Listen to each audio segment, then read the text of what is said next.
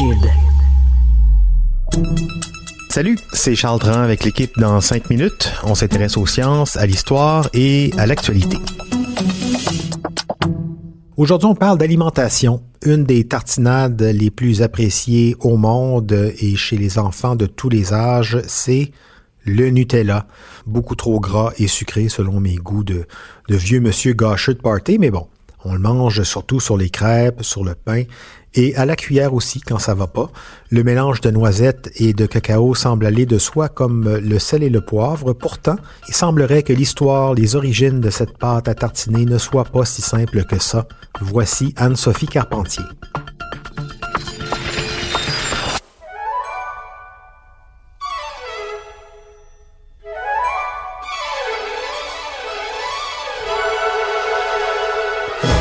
Malgré les dominations politiques et militaires et les pénuries alimentaires, les gens du Piémont en Italie ont su créer une des confiseries les plus appréciées au monde, le Nutella, et avant ça, le gianduja, une pâte de chocolat et de noisettes finement broyées. Ça, c'est le discours qu'on peut lire, qu'on peut voir reproduit sur de nombreux emballages de tartinades et de chocolat italien. Est-ce que c'est vrai? Peut-être pas complètement. Le Nutella serait le descendant d'une friandise italienne à base de chocolat et de noisettes, nommée le gianduja. La petite histoire raconte que le gianduja aurait été créé pendant le blocus continental. Le blocus continental de 1806-1808, en gros, c'est l'ensemble des mesures prises par Napoléon Ier pour priver la Grande-Bretagne de relations commerciales avec le continent. Napoléon aurait bloqué l'approvisionnement de la ville de Turin en Italie de sa source principale de fèves de cacao. Ce qui fait que pour étirer leur provision de cacao, les chocolatiers de la ville auraient alors eu l'idée d'ajouter des noisettes moulues à leur préparation de chocolat. La recette du gianduja serait née comme ça. Mais l'affaire, c'est qu'il y a de plus en plus d'historiens qui remettent en cause la probabilité de l'invention du gianduja pendant le blocus continental de Napoléon. Premièrement parce qu'il n'y a aucune source historique de première main qui lie les deux événements, mais aussi parce que ce serait improbable pour plusieurs raisons. Parce que oui, l'Italie manquait de cacao, mais aussi elle manquait de sucre, une des matières premières du gianduja. Pas de sucre, pas de pâte de chocolat aux noisettes.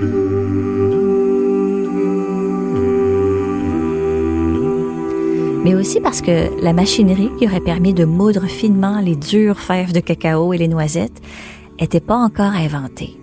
Selon le site de référence Dallas Food, qui a consacré 34 articles fouillés sur les origines du gianduja, la première machine pré-industrielle à arriver au Piémont a été construite en 1819. Ça, c'est 7 ans après la fin du système continental et 4 ans après l'exil de Napoléon à Sainte-Hélène. C'est très peu probable que les chocolatiers se soient lancés dans la fabrication à grande échelle à la main, compte tenu de l'effort énorme que ça aurait demandé. Ce qui fait en sorte que les experts déduisent que le gianduja a fort probablement fait son apparition post-Napoléon, plus tard, au 19e siècle, avec l'arrivée de la machinerie. Mais que la recette serait plutôt apparue progressivement et la popularité du gianduja aurait grandi tranquillement.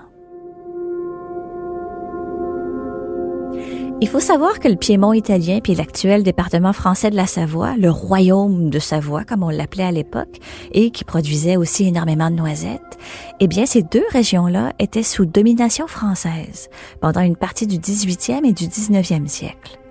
Une des hypothèses, une des suppositions, c'est que la pâte de chocolat aux noisettes, le gianduja, ça aurait des origines possiblement françaises. C'est une hypothèse. Si vous êtes italien, c'est bien sûr scandaleux et à balayer du revers de la main immédiatement.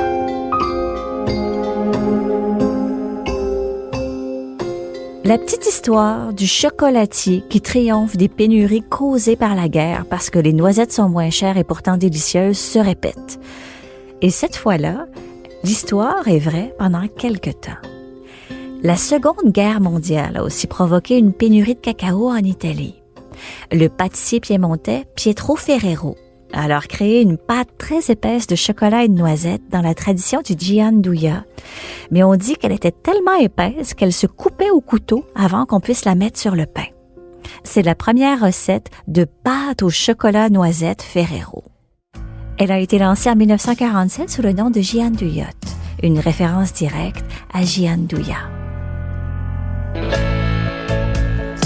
Mais la production était encore trop chère dans le contexte de l'après-guerre, ce qui fait que Pietro Ferrero a décidé de substituer une partie du beurre de cacao, du cacao et des noisettes par de l'huile végétale.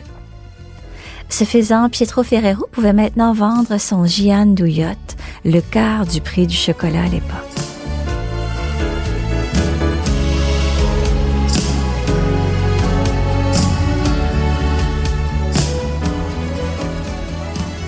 Quand son fils Michele Ferrero a repris les rênes après la mort de son père, la stratégie est demeurée la même.